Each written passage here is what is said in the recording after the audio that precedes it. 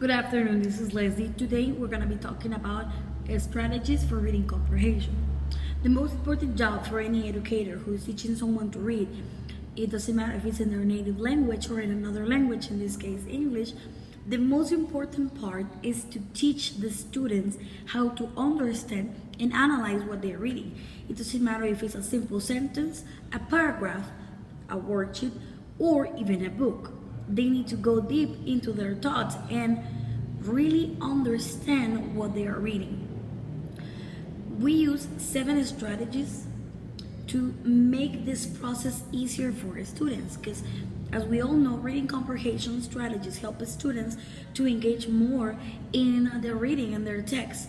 Whatever they're using, whatever technique that you use will encourage them to continue reading and improve that already acquired skill.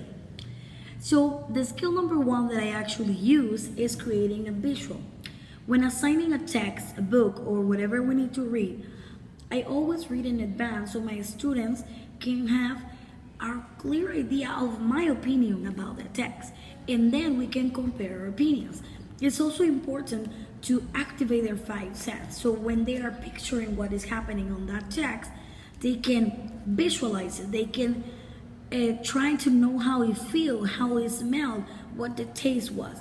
Whatever the details that we're being provided, we need to expand that into our mind and create a really big visual. The second strategy is making a connection. It's always good to ask what they think about what they are reading from the beginning so they can make a connection with their life or maybe with someone in their family. If we manage to get a connection between their real life and what is happening on the text, that will make their sense to go even deeper into analyzing that, because not only our brain is analyzing, the rest of our body is also analyzing when we are reading. Strategy number 3 will be questioning.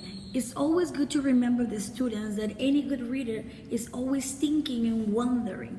This keeps their imagination active. They're also good students. They are very good readers from the beginning, and there is not much that you can teach them because they already know how to improve it. But for the ones that are having some problems, it's good for us to, from the beginning, give them some questions so they can start looking for the answers. For example, who are the characters? Who is the actor in this situation?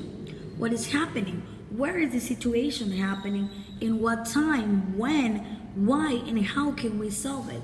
All of those details will help them to focus on what the main idea of the text is. Strategy number 4 will be determining the importance.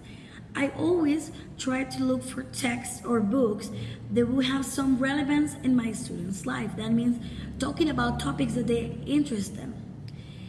Sometimes they can get bored really easily, but when you look for something that will captivate their minds, I assure you that they will be focused the complete time and looking for more details on that reading. A few weeks ago, my students and I were reading about endangered animal, and we also encountered a little text about environmental problems in Guatemala, and they were really impressed and engaged in that reading. We were taking 2 topics, imagining what the solution could be and how did that affect endangered animals in our country. So it was a really good exercise, and that's why I think that we need to look for the importance in the students before we just think about giving them any text. Strategy number 5 is synthesizing. That means all the information that goes to their brain needs to link together so they can summarize and recall the most important details about it. That means you can help them by asking specific questions so they can remember those details.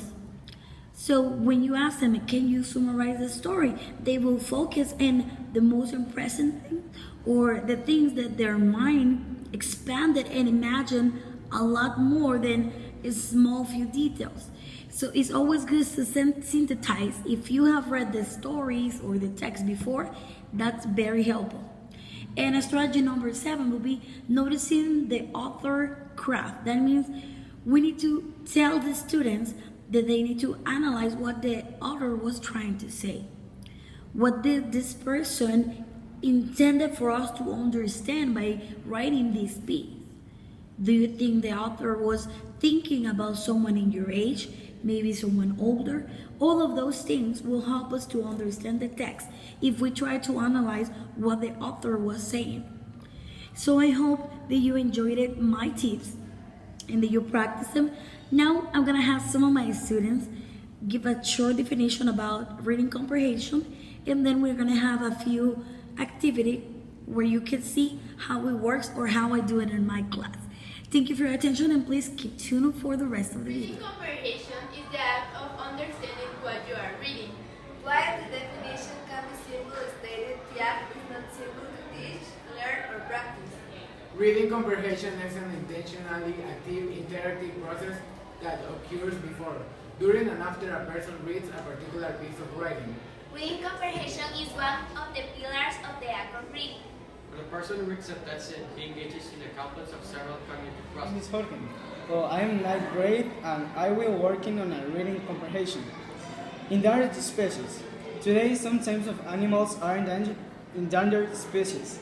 This means that there are very few animals of that kind of left on Earth. The animals could face extinction. Extinction is when all the animals of that kind die. When a type of animal is extinct, it is gone forever. One problem for animals is that their habitat is sometimes destroyed by humans. As humans' population increase, more and more space is needed for people. Building areas for people to live pushed animals out of their natural homes. Forest and swamp habitats are the most threatened. Trees are cut down to make room of homes and business. Swamps are filled in so that neighbors can expand. The habitat is destroyed. The animals have nowhere else to go. Without a habitat, the number of animal beings to go down. Humans must prevent the extinction of animals due to the loss of their habitat. We have to become more aware of animal populations when considering building and expansion projects. Other options may not be as inconvenient, but the survival of the animals needs to be taken into consideration. Better planning and awareness of how human actions affect animals can make a difference. It is still possible to maintain a diverse animal population for future. Shooting animals as sport can quickly bring the animals to extinction. This is a worldwide problem. The governments of countries around the world must unite to agree on laws regarding animals. Some animals may have large enough to populations so hunting will not endanger them. Others must be protected. There is still hope for animals who are already on endangered species list. Some organizations are working hard to recreate habitats for them. Breeding programs are helping animal populations increase. We all have to be aware and thinking before we act. The things we can do affect more than just ourselves. Now we're gonna check for the reading conversation the answers and see how much did Jorge understood about the topic. So Jorge, can you please tell me what the main topic is? Endangered animals. When is the story based on? In present. Who are the characters? Animals and humans. What is the main problem? An increasing population is killing animals' habitat. Where did this happen? Planet Earth, natural habitats, environment. What is the solution that you are giving? Stop killing animals and contaminating the environment. Now finally, what will be the result if worldwide laws were passed to protect animal habits? Fewer animals will become endangered or extinct. Okay, very good. Thank you very much.